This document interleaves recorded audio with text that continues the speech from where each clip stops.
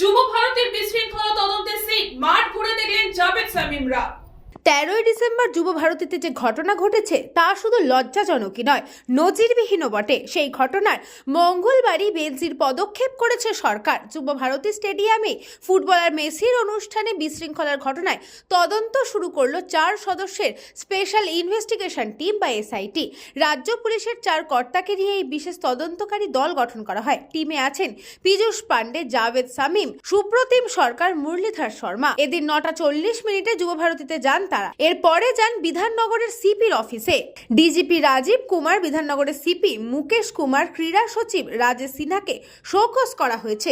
Suspend করা হয়েছে বিধাননগরের DC anise সরকারকে। যুব ভারতী ক্রীড়াঙ্গনে সিইও দেবকুমার নন্দনকে মিসম্যানেজমেন্টের জন্য অব্যাহতি দেওয়া হয়েছে। রাজীব কুমারের কাছে জানতে চাওয়া হয়েছে কেন স্টেডিয়ামে সুষ্ঠু সমন্বয় হয়নি। 24 ঘন্টার মধ্যে কারণ দর্শাতে বলা হয়েছে।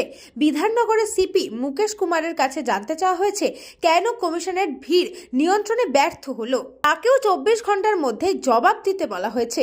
ডিসি অনিশ সরকারকে কর্তব্যে গাফিলতির অভিযোগে সাসপেন্ড করা হয়েছে।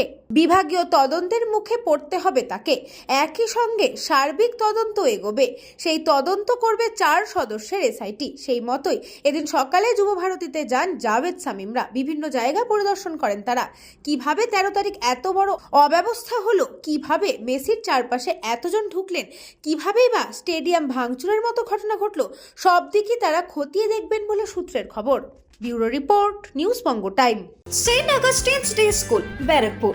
Success for every child. Admission open 2026 to 2027. Contact number 900793 4555.